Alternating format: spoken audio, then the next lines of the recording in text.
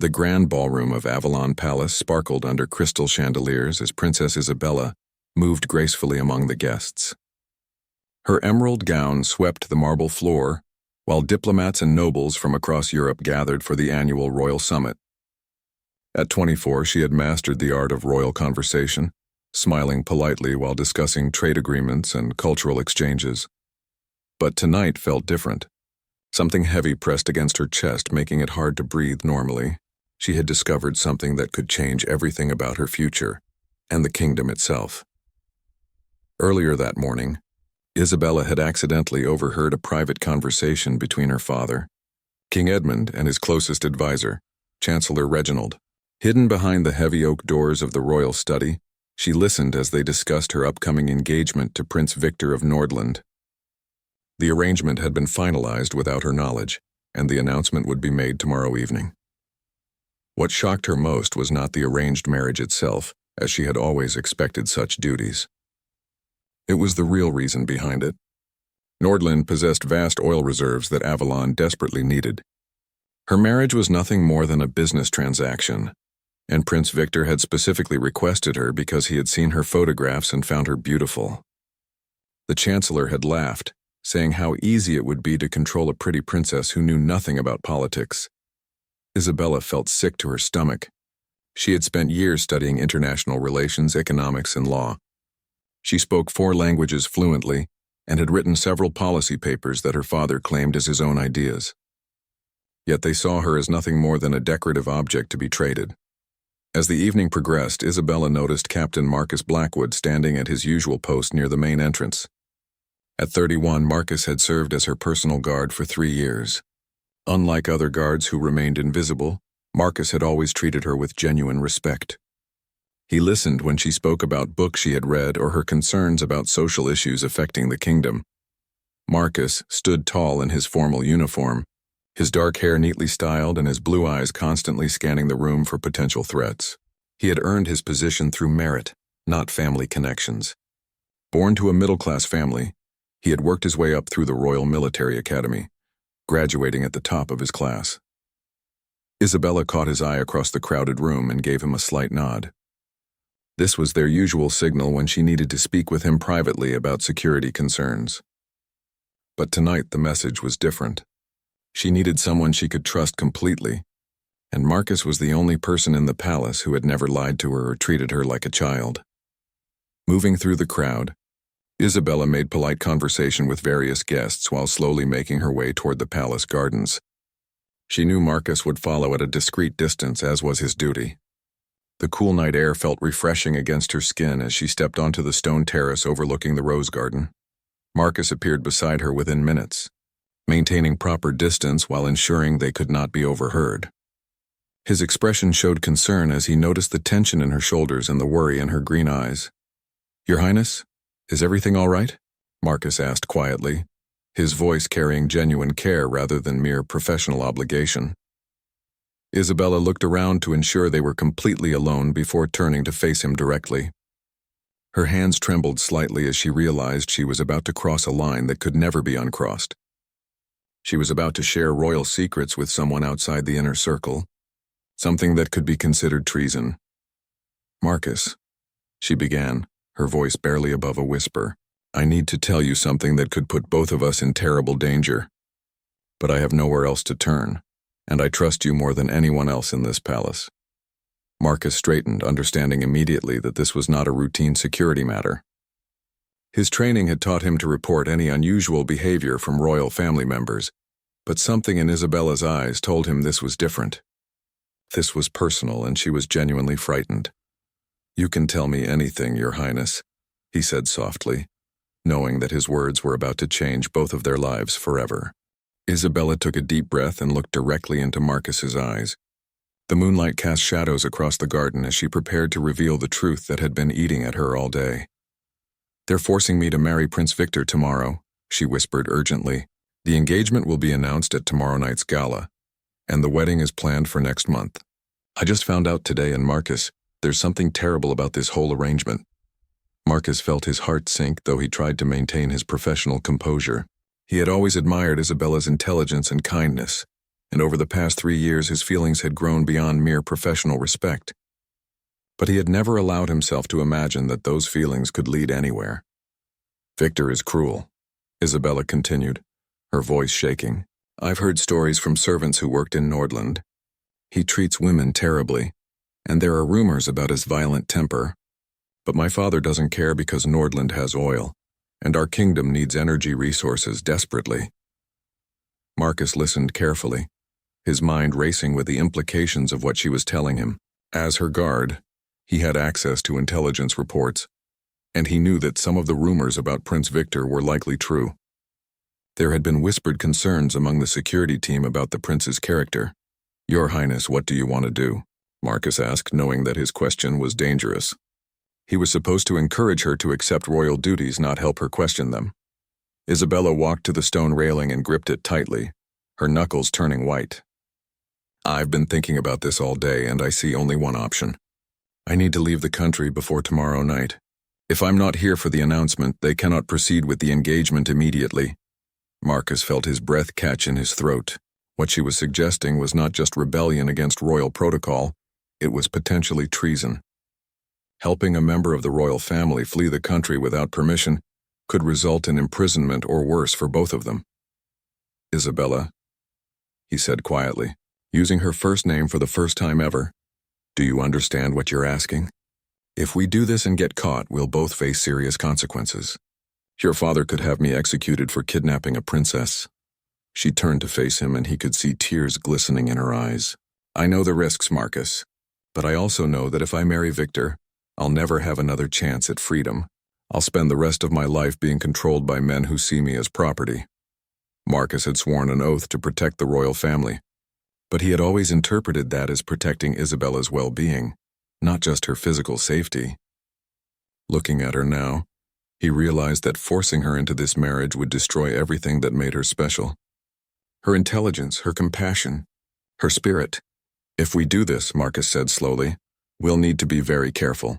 Your father has connections everywhere, and royal guards from multiple countries will be looking for us once they realize you're gone." Isabella's eyes widened with hope and surprise. "You'll help me?" Marcus nodded, knowing he was about to throw away everything he had worked for his entire career. "Yes, but we need to plan this properly. We can't just run away randomly. We need documents, money, and a destination where you'll be safe while we figure out a long-term solution." They spent the next hour discussing details in whispered voices. Marcus knew about safe houses used by the Royal Intelligence Service, and he had contacts who could provide false identification papers. Isabella had access to personal funds that her grandmother had left her, money that was kept in accounts outside the kingdom's direct control. "There's something else you should know," Isabella said as they prepared to return to the ballroom. "I've been working on a proposal for democratic reforms in Avalon. I believe our people deserve more voice in government, and I've been secretly meeting with progressive legislators to discuss possibilities." Marcus stared at her in amazement. He had known she was intelligent, but he hadn't realized how deeply she had been thinking about political change. "Your Highness, those ideas could be considered revolutionary." "Exactly," Isabella said with a slight smile. "Another reason why my father wants me married off and out of the way. A traditional marriage to a foreign prince would end any possibility of me influencing domestic policy." As they walked back toward the palace, Marcus realized that this was about much more than escaping an unwanted marriage. Isabella was fighting for her right to be the leader she was meant to be, and by helping her, he was becoming part of something much larger than either of them had initially imagined. The next 24 hours would determine the fate of a kingdom, and Marcus knew there was no turning back from the path they had chosen together. The following morning arrived with gray clouds covering Avalon's capital city. Isabella woke before dawn, her stomach churning with nervousness and anticipation. Today was the day she would either gain her freedom or lose everything trying to achieve it. Marcus had spent the entire night making careful preparations. Using his security clearance, he accessed the palace's emergency protocols and identified the best route for leaving the building undetected. He also contacted Thomas Wright, a former Royal Intelligence officer who now worked as a private investigator.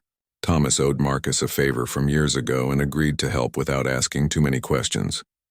Isabella played her part perfectly during the morning royal meetings. She attended breakfast with her parents, discussing trivial matters while internally counting down the hours until their escape. King Edmund seemed pleased that she appeared calm about the upcoming engagement announcement, completely unaware of her true feelings about the arrangement. "Isabella, Prince Victor will arrive this afternoon," her father announced over coffee. "I expect you to welcome him warmly and show him the respect due to your future husband." "Of course, father," Isabella replied smoothly, though the words tasted bitter in her mouth. "I understand my duties perfectly." Queen Margaret smiled approvingly at her daughter's response. "I'm so proud of how mature you've become about accepting your royal responsibilities. This marriage will be wonderful for both our kingdoms." Isabella nodded and excused herself from breakfast, claiming she needed to prepare for the prince's arrival. Instead, she went to her chambers and began gathering essential items for their escape. She packed light clothing, important documents, and jewelry that could be sold for money if necessary. At noon, Marcus knocked on her door with an update on their plans. They had only a few hours before Prince Victor's arrival would make departure much more difficult. "Thomas has arranged false papers for both of us," Marcus reported quietly. "We'll be traveling as Mr. and Mrs. Davidson, a married couple taking a holiday to France. From there, we can figure out our next move." Isabella felt her heart skip at the mention of them posing as a married couple, but she pushed aside such thoughts to focus on the mission. "What about transportation?" "Thomas will meet us at the old chapel outside the city at sunset. He has a car that won't be traced back to royal connections." Marcus paused, studying her face carefully. "Your Highness, are you certain about this decision?" "Once we leave the palace grounds, there will be no going back." Isabella looked around her luxurious bedroom, filled with beautiful things and memories of her childhood. She thought about her parents, who genuinely believed they were doing what was best for the kingdom.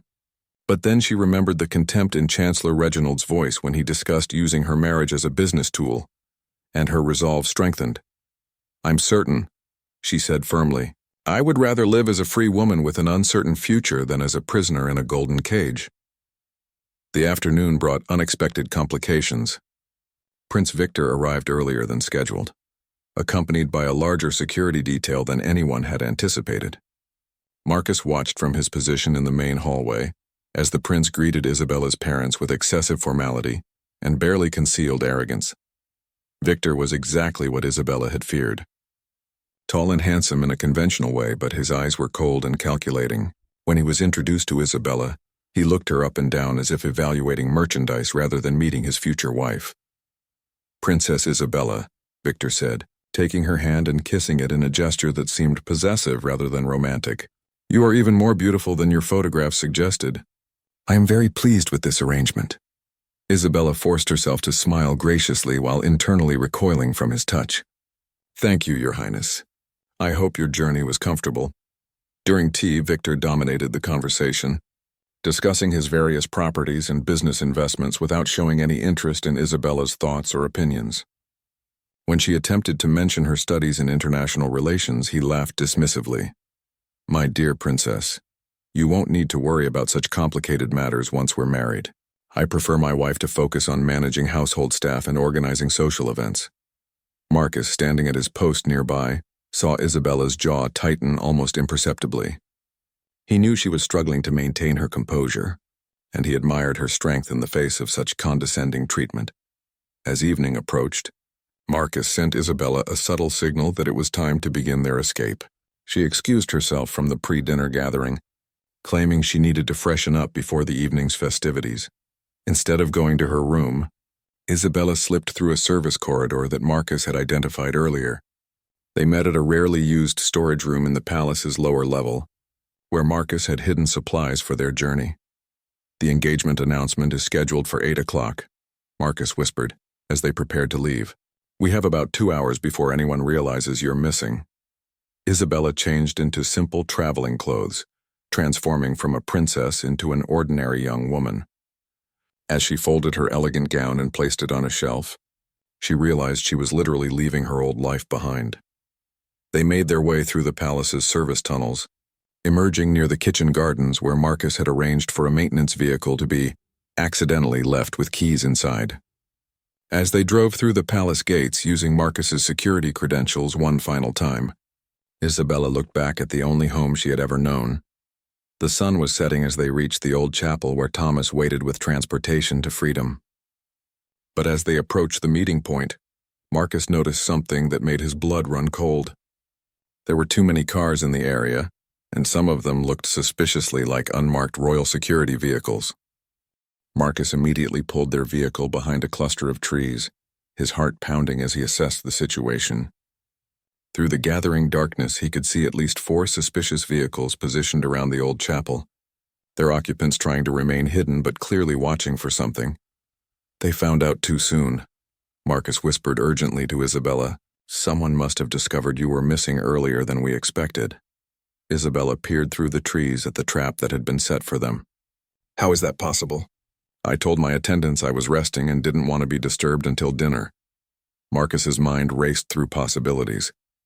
Prince Victor might have requested a private meeting with you, or your parents could have wanted to discuss something important before the announcement. When they couldn't find you, they would have started searching immediately. From their hidden position, they watched Thomas approach the chapel in his car, completely unaware of the danger. Within seconds, royal guards surrounded his vehicle and Thomas was pulled out and arrested. Isabella covered her mouth to stifle a gasp as she watched the man who had tried to help them being taken into custody. "We can't go back," Isabella said quietly. Her voice filled with determination despite the fear in her eyes. "Thomas knew the risks when he agreed to help us. We can't let his sacrifice be for nothing." Marcus nodded, though his heart ached at seeing his friend arrested. "You're right, but we need a new plan immediately. They'll be expanding their search area, and every border crossing will be watched within hours." As they sat in the darkness, trying to figure out their next move, Marcus remembered something from his military training. There was an old smuggler's route through the mountains that connected Avalon to Switzerland. It was dangerous and rarely used anymore, but it might be their only option for leaving the country undetected. "I know another way out," Marcus said slowly. "It's not going to be easy, and we'll be traveling on foot through mountain terrain for at least 2 days. Are you prepared for that kind of journey?" Isabella looked down at her simple traveling clothes and comfortable shoes. She had never hiked through mountains before, but she had spent years riding horses and practicing archery, so she was in reasonable physical condition. "I'm ready for whatever it takes," she said firmly. "Where does this route lead?"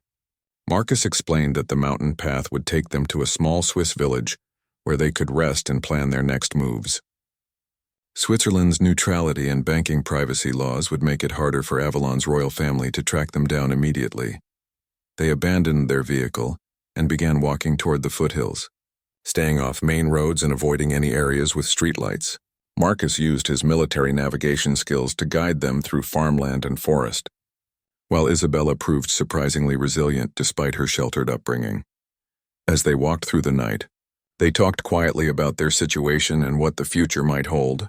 Isabella revealed more about her democratic reform ideas, explaining how she believed Avalon could transition from an absolute monarchy to a constitutional system that gave citizens more voice in government. "I've been corresponding secretly with political reformers in other countries," she admitted. "There's a professor at Oxford University who has been advising me on peaceful transition strategies. If I can reach England, I might be able to continue working toward change from there." Marcus was amazed by the depth of her political knowledge and planning. "Your Highness, you've been preparing for this possibility for longer than just yesterday, haven't you?" Isabella smiled slightly in the darkness. "I've been preparing for years, Marcus.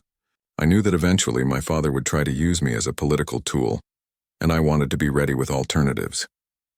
Yesterday's news just forced me to act sooner than I had originally planned." As dawn approached, they found shelter in an abandoned shepherd's hut high in the hills.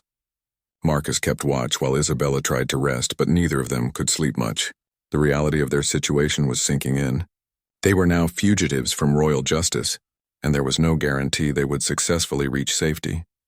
Meanwhile, back at the palace, chaos had erupted when Isabella's absence was discovered. King Edmund was furious, and Prince Victor was insulted that his future bride had apparently run away rather than marry him.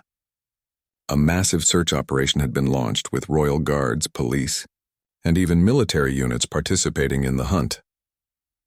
Chancellor Reginald was particularly angry because he suspected that Isabella's escape was not just about avoiding marriage, but about her progressive political ideas that threatened the traditional power structure. He convinced the king to treat this as a matter of national security, rather than just a family dispute. "Your Majesty," the chancellor argued, "if Princess Isabella reaches a foreign country and starts speaking publicly about changing our government system, it could inspire unrest among our own people. We need to find her quickly and quietly before this becomes an international incident." From their mountain hideout, Marcus and Isabella could see search helicopters flying patterns over the valleys below. They realized that their escape had triggered a much larger response than they had anticipated, which meant the stakes were now higher than ever. As the second day of their mountain journey began, they faced difficult terrain and the growing certainty that capture would mean severe consequences for both of them.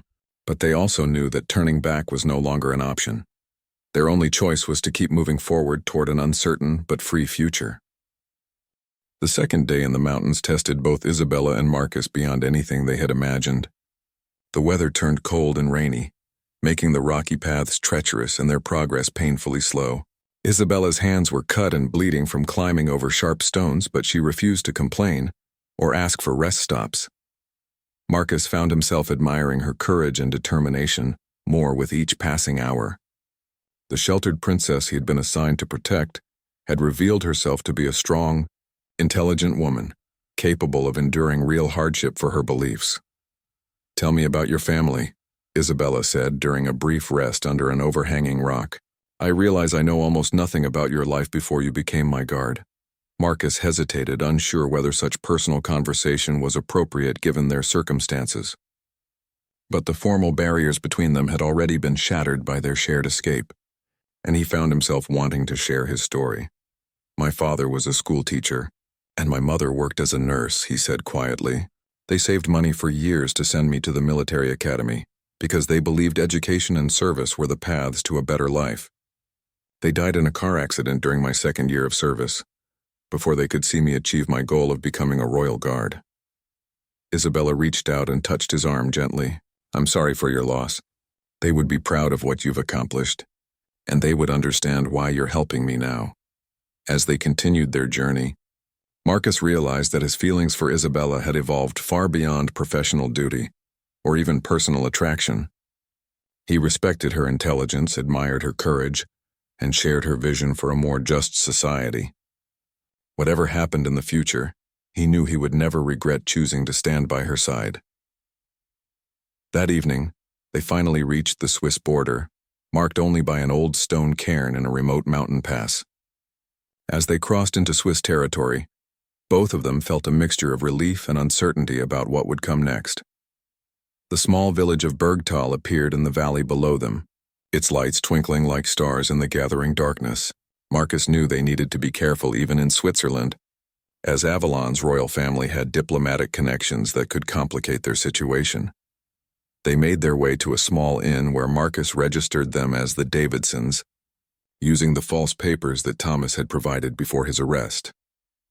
The innkeeper, an elderly woman named Mrs. Mueller, seemed curious about the young couple who had arrived on foot with minimal luggage, but she asked no uncomfortable questions. In their small room, Isabella and Marcus finally had a chance to assess their situation honestly.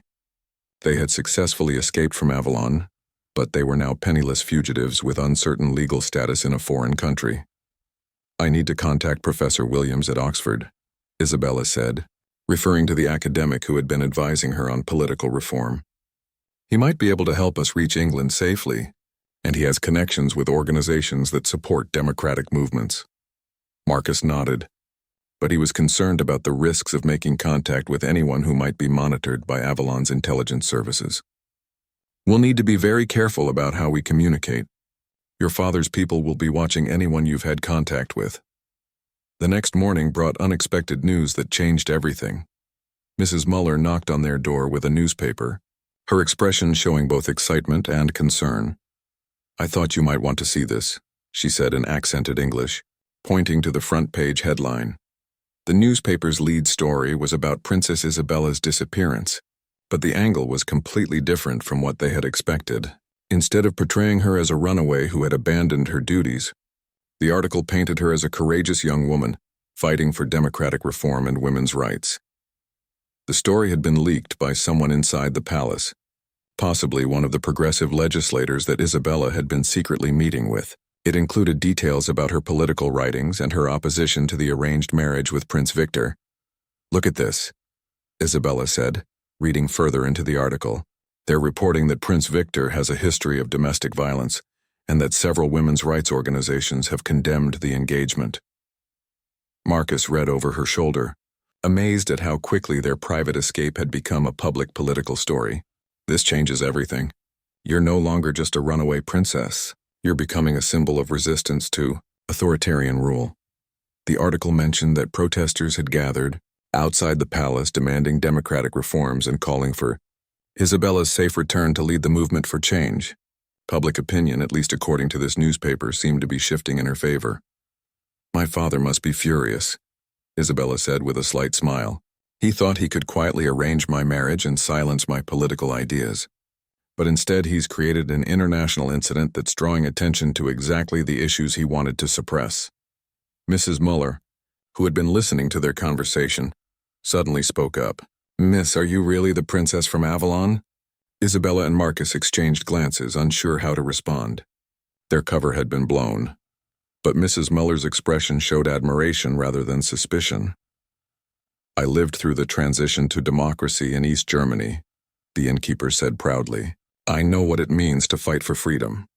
If you are who I think you are, then you have my support and protection for as long as you need it."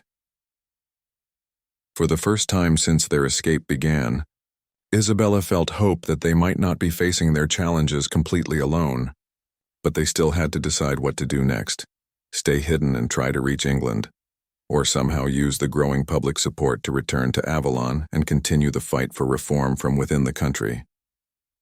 3 weeks later, Isabella and Marcus found themselves in an extraordinary situation that neither could have imagined when they first fled the palace. What had begun as a desperate escape from an arranged marriage had evolved into an international movement for democratic reform.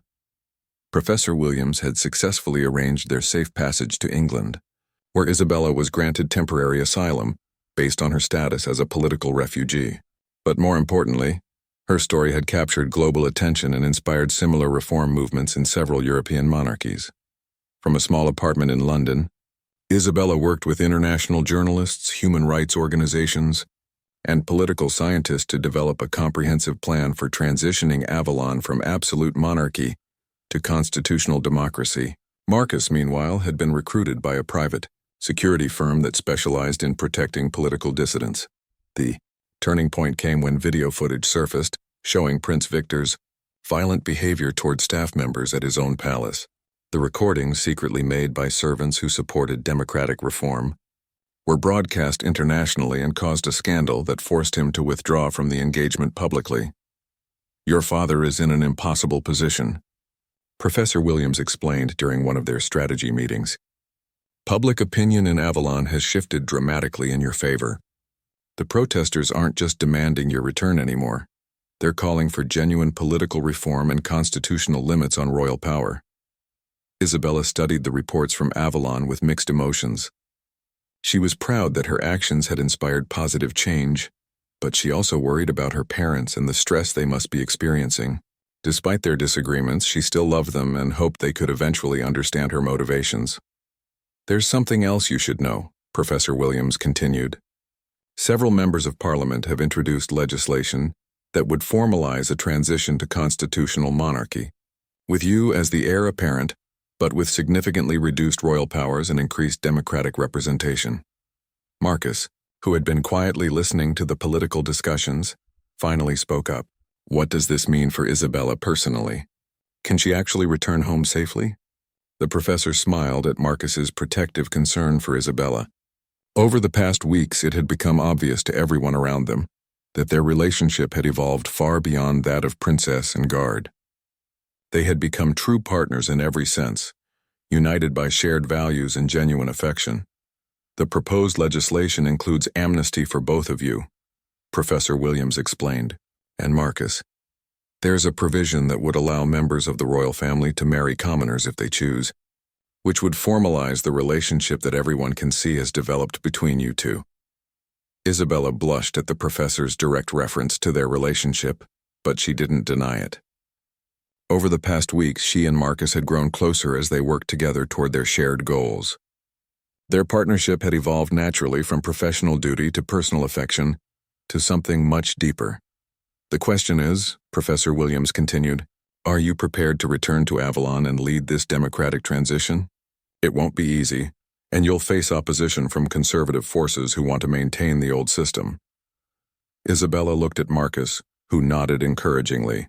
They had discussed this possibility many times during their weeks in London, and both of them felt ready to face whatever challenges awaited them. I'm ready to go home, Isabella said firmly, but only if I can return as myself, not as someone who will be forced back into the role of decorative princess. I want to be part of building a new kind of monarchy that serves the people rather than controlling them. The return to Avalon was carefully orchestrated by international diplomatic representatives to ensure Isabella's safety. When their plane landed at the capital airport, thousands of supporters had gathered to welcome her home, carrying signs demanding democratic reform and constitutional change. King Edmund and Queen Margaret waited at the palace, their expressions showing a mixture of relief, worry, and resignation. The past month had forced them to confront the reality that their daughter was not the obedient child they had imagined, but a capable adult with her own vision for the country's future. Isabella, her father said when she entered the palace throne room with Marcus at her side, I hope you understand the difficulties you've caused for our family and our kingdom. I understand, Father, Isabella replied respectfully but firmly, but I also hope you can understand that what I did was necessary to prevent much greater difficulties in the future. Avalon needs to change, and change is always challenging. The negotiation process that followed lasted several months, with Isabella working closely with Parliament, constitutional lawyers, and international advisors to design a new system of government.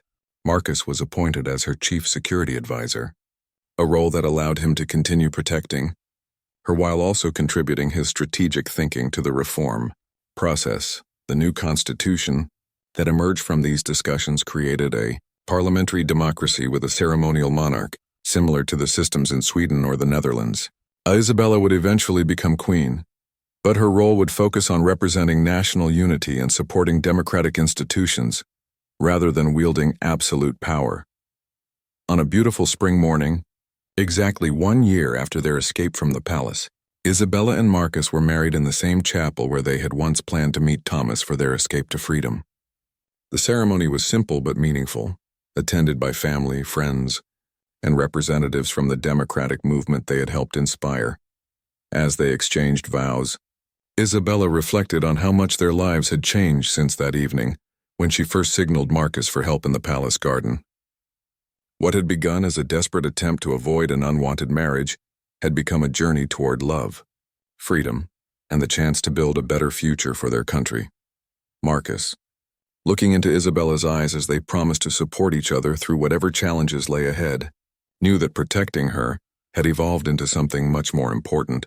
They were now partners in building the kind of society they both believed in, where everyone could have the freedom to choose their own path in life. The story that had shocked the royal world with a princess's desperate signal to her guard had ended not with scandal and exile, but with love, democratic reform, and hope for the future.